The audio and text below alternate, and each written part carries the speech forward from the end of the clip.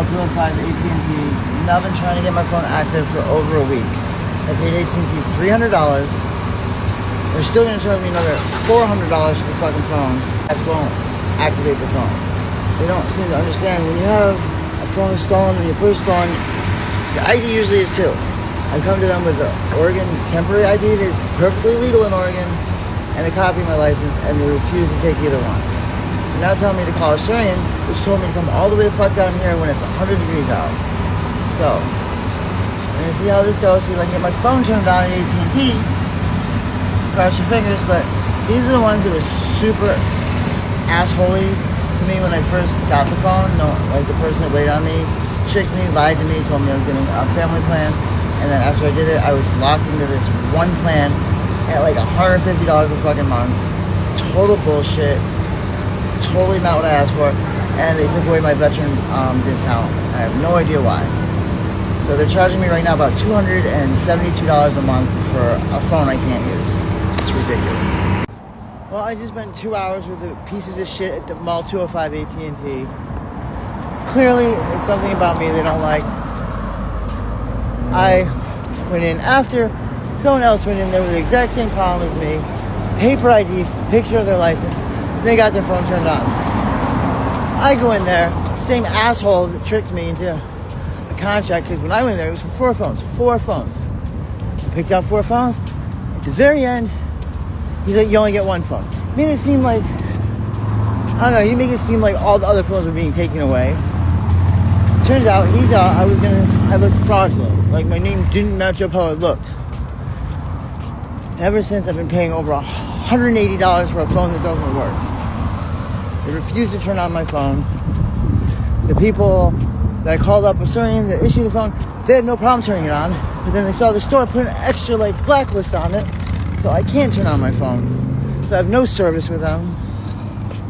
Fucking my eyebrow, yeah, I know, sweated off. It's 100 fucking degrees out, and they wouldn't even let me inside to make the phone call until afterwards. After I'm in the sun for 2 hours, they offer me to use the phone inside. You know, this is so stupid. You know, they're able to get away with whatever the fuck they want. Because people like me don't matter. I can't get a license because they don't mail licenses out to the homeless. You have to have a license sent to where you live or reside. They don't do P.O. boxes. They don't do anyplace else. And guess what? I don't have an address on the side of my street where I can freaking have my license sent to. Most people don't have one. Don't have a driver. I don't know what I'm even saying anymore. It's so fucking hot out. I have nothing to drink. Yeah. People only care when you're doing well. When you're probably going to die of the elements. You're honestly doing what you're supposed to be doing. People really don't give a shit. It's the hottest it's been in I don't know how long. I can't even get help with a drink of freaking water. Oh. People say, like, I've been so apologetic for so long. I'm sick of it. Like, my God. This country has been built on the backs of people that have no voice. Only people that have, they're worse off than the homeless are prisoners. People in prison, they have no say in anything. They're fucked over the worst. You know? This country was built on the most lazy people there are. That's not how I mean it. The people that get the power, the prestige, are the lazy ones who built it off the hard workers and those with no say. Slaves, prisoners, indentured servants, immigrants. And if you are one of the few white Caucasians out there that said, I'm poor and I work hard, yeah, you do. It really doesn't go by your skin color, it goes by your freaking economic status. You're poor. It doesn't matter your color. Green is all they care about. What you own. I don't even get how you can own anything.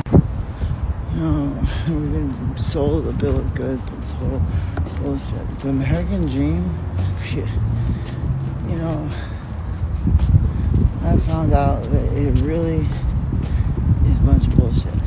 Not because I tried and failed, but because of how way incredibly too easy it was to do. I had made in 1 year my first $1 million at the age of 23.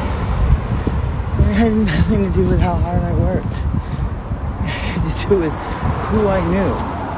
You know, had I not been born into a family who was able to send me to a good college prep high school, who was not able to connect me to computers and how they worked, to be in the forefront of the .com bubble. It doesn't know if it was a bubble.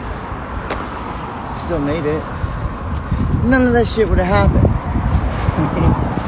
Didn't matter how hard you worked in certain places. If you don't have the means, the people, the connections, this shit's just not gonna happen.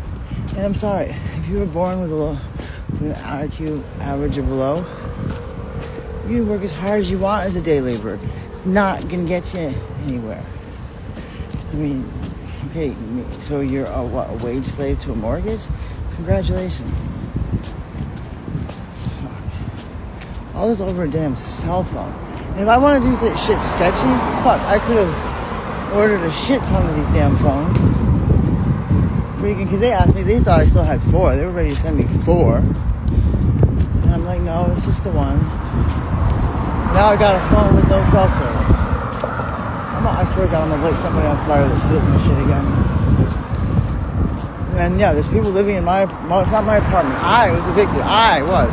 People living there, you have to remember, they have a legal right to live there. And they were not evicted. They did not receive paperwork. They did not go to court. They were not evicted. They have every right to be there under Oregon law, under Portland law. Sheriff didn't come. Guess what? They're going to stay living there. Go to 7-Eleven. Well, I'm done with my rant.